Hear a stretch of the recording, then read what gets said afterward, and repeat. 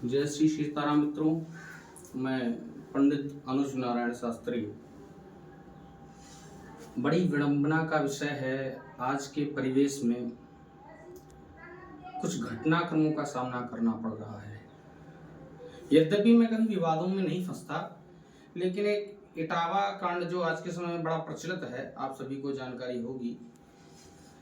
एक कोई यादव समाज के कथावाचक कहीं ब्राह्मणों के यहाँ कथा कहने के लिए गए, तो वहां पर ऐसा बताया जा रहा है कि उनका अपमान किया गया। तो इस पर दोनों पक्षों की जब दलीलों को सुना जाए तो वहां पर एक महिला का कहना है, जो यजमान पत्नी थी, कि कथावाचक के द्वारा उन पर छेड़छाड़ का आरोप है, लेकिन उनका आरोप कुछ दूसरा है। आरोप क्या है कि आपको भी मालूम है कि उनका अपमान किया गया या मुंडन करा दिया गया, नाना प्रकार की बातें सामने आ रही हैं।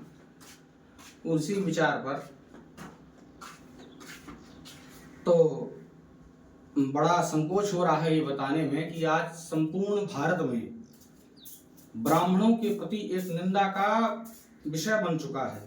प्रत्येक व्यक्ति, कोई भी कथावाचक जो यादव समाज से आता है या अन्य किसी समाज से आता है, इस पर ब्राह्मणों की घोर निंदा करते हुए अपना वक्तव्य दे रहा है, जो कि निंदनीय है। ऐसा नहीं होना चाहिए। मानता हूं कि हो सकता है किसी के द्वारा अपमान किया गया हो, किसी एक व्यक्ति के द्वारा अपमान किया गया हो, या किसी एक व्यक्ति के द्वारा कोई गलत कार्य किया जाए तो संपूर्ण समाज को निंदित नहीं करना चाहिए, ये गलत बात है। और राम कथा, कृष्ण कथा कहने का अधिकारी, यद्यपि शास्त्र जो पढ़ता है, जो शास्त्र का ज्ञान रखता है, वो सब बातों को समझता है। शास्त्र में भी वर्णन आता है, भागवत जी में भी वर्णन आता है, विरक्तो वैष्णवो विप्रो, कथा कहने वाला विप्र होना चाहिए, ज्ञानी होना चाहिए, शास्त्र का ज्ञान रखने वाला होना चाहिए, मर्यादा का पालन करने वाला होना चाहिए, वो कथा कहने का अधिकारी है। अगर ये सारे नियमों का पालन करता है तो वो कथा कह सकता है, इसमें कोई दोष नहीं है। लेकिन कथा मंच के माध्यम से नाना प्रकार की अभद्रता, अश्लीलता फैलाना ये गलत है। मंच की मर्यादा को नष्ट करना ये गलत है, और ब्राह्मण की निंदा करना भी गलत है, क्योंकि शास्त्र कहते हैं दैवाधीनम जगत सर्वम मंत्राधीनम च देवता ते मंत्रा ब्राह्मणाधीनम तस्मात् ब्राह्मण देवता।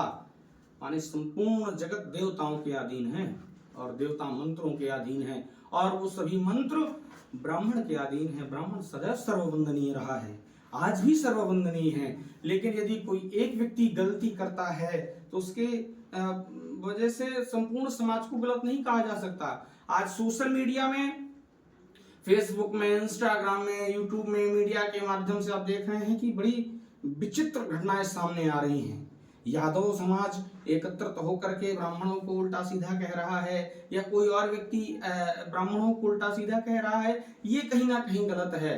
क्योंकि अगर ब्राह्मण सनातन संस्कृति का एक ऐसा मजबूत स्तंभ है, जिस दिन ये स्तंभ डगमगा जाएगा तो संस्कृति डगमगा जाएगी। ब्राह्मणों ने संस्कृति को साध रखा है, आप इस बात को मानिए, इस बात को समझिए। और मैं कह रहा हूं, ब्राह्मण, क्षत्रिय, वैश्य, शूद्र, चारों ही हमारी संस्कृति के चारों मजबूत स्तंभ हैं। अगर ये चारों इधर उधर हो रहे हैं तो संस्कृति को खतरा है। हमें जुड़कर के रहना चाहिए, टूटने की आवश्यकता नहीं है। अगर हम आपस में एक दूसरे पर टिप्पणी करेंगे, जब दो भाई आपस में झगड़ा करते हैं तो निश्चित बात है कि तीसरा भाई बीच में आकर के उसका लाभ ले लेता है। आज हम लोग भी ऐसा ही कुछ हमारे साथ भी हो रहा है। हम आपस में भ्रमित इतना अधिक हो गए हैं कि ये मैं ब्राह्मण, मैं क्षत्रिय, मैं वैश्य, मैं शूद्र, इन्हीं विषयों पर चर्चा करते हैं। अरे भैया, अगर किसी व्यक्ति ने गलती की तो उस व्यक्ति को सजा मिलनी चाहिए, और मैं कहता हूं कि उसके लिए कानून है, हम और आप नहीं है। हमारा आपका जो कर्तव्य उसको करना चाहिए। एक व्यक्ति को टारगेट करके संपूर्ण समाज को टारगेट किया जाए, आप मुझे कुछ बोलो, मैं आपको कुछ बोलूं, तो ये गलत होता है। बुद्धिमान व्यक्ति ऐसा कभी नहीं करता है। हमें बुद्धिमत्ता से एकजुट होकर के सामने आना पड़ेगा।